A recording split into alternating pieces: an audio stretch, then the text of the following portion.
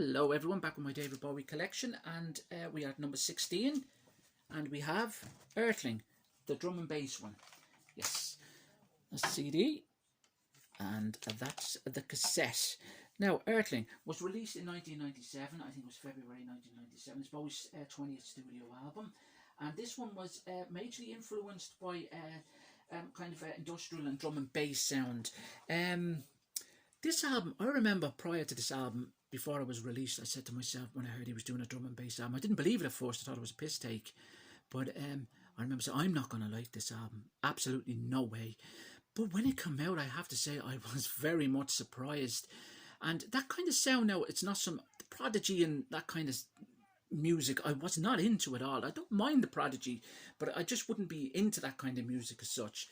But when this album came out, I have to say, Jesus, I was absolutely blown away, and that is no lie. It surprised me, I think, more than anything.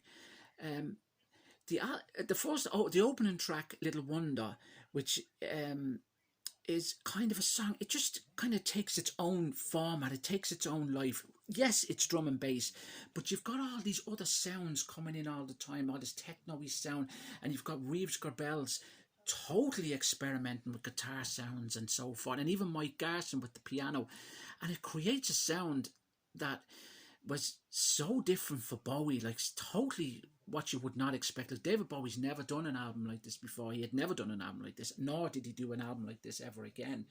But it's an album that I think Bowie needs to get out of his system. It's like something he was been thinking about doing for a long time, and said, right, let's bloody well do this album, you know.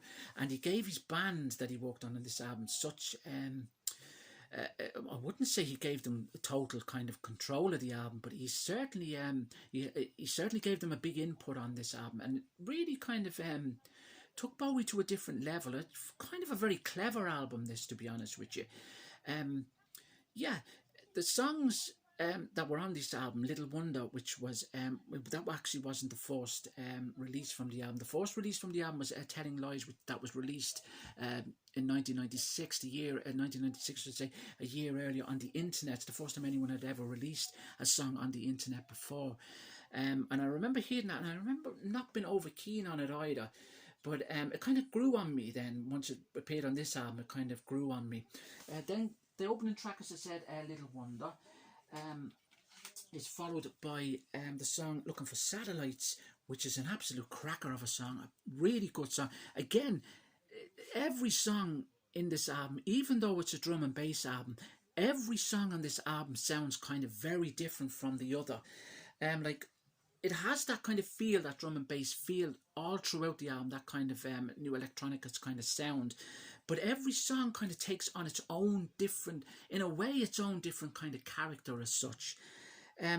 Battle for Britain is more kind of a rock tune, which he actually performed live on his reality tour, and he done it slightly different. He kind of brought more, kind of moved away from the kind of that kind of a drum and bass sound, and kind of put more guitars and rocky sound into it. And Jesus, did it work! It's absolutely brilliant on that particular tour. 7 Years of Tibet, probably one of my favourite songs on the album. It's an absolute belter of a song, a cracker of a song. You can hear it, in ways you can hear a lot of kind of his past influences coming through on that album. There's a little bit of kind of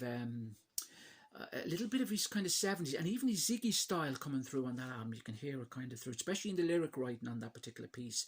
Dead Man Walking, another brilliant song, fantastic song. Dead Man Walking was actually released as well.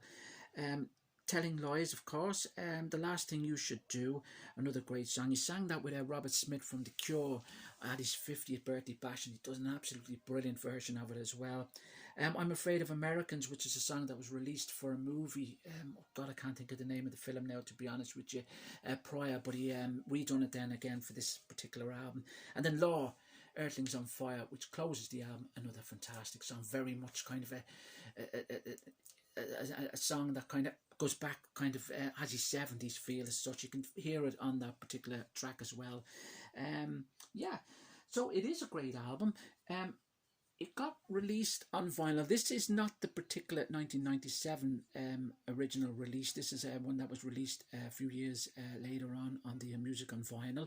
I do have the original press and put away. It was also released then, I think, around 2014 with some other albums and Friday Music as well. On Friday Music, I should say, that one there, that's on a green vinyl. Yep, as CD, it got released in, that's the original 1997, as with the cassette release. It got released then in 2002, 2003 on a kind of a double CD with mixes so far and a little booklet so forth in it as well. So got that's the release there. CDs, of course, were very much the thing at the time, so there was no kind of major vinyl 7 inches released of this particular of the singles from this particular album. That's the 7 Years in Tibet limited edition CD, which just has mixes and stuff on it as well, and Palace Athena, a live version on it as well. Dead Man Walking there was released on CD, as was The Little Wonder, which of course, fantastic song. Different mixes of it there on that, and Jump They Say also has a 12-inch vocal release on it as well. It was released on a 7-inch release of 7 Years Tibet was released actually on a clear vinyl. And none of these songs were major hits now or anything like that. The album itself got I wouldn't even say mixed reviews. Kind of people saying, "Oh Jesus, no, this is Bowie totally gone out of his brain." That's Dead Man Walking on 12-inch with mixes so forth on it as well. Fantastic, as is Little Wonder. Was released on a 12-inch as well with mixes as well.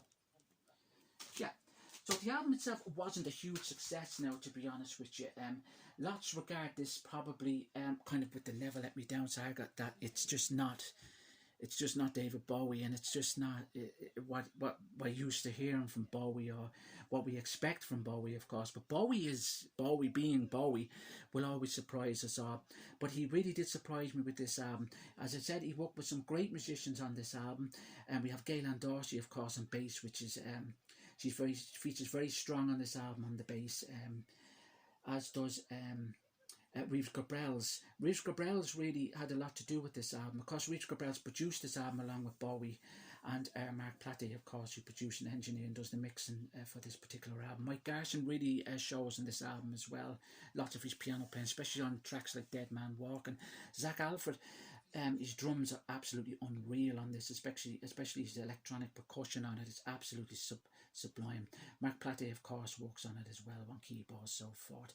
But Reeves, the sounds that he's getting from it is unreal. Even that kind of synthesizer kind of sound is fantastic. But it's an album that and as I get older and the more I listen to it, the more I actually like this album and appreciate it. And it's great because when it come out, it's great when you're not expecting an album to be good. But I think I really surprised myself with this album, to be honest with you, because I wasn't expecting it to be something that I would like, you know. But he really surprised me with this album, and I really liked it. You know, it goes to show that Bowie was such ahead of the game, you know what I mean, and knew that he'd inspire some people and not inspire some people. So like his creativity really was there. In people said, like, kind of wrote Bowie off in the 90s and said, "Oh, there's no way," especially after the 80s, of course, and his earlier work in the 90s. They said, he's just not. But it goes to show that he really was very creative during the 90s as well. And this is my number 16, and a fantastic album, highly recommended, and that's the Earthling album.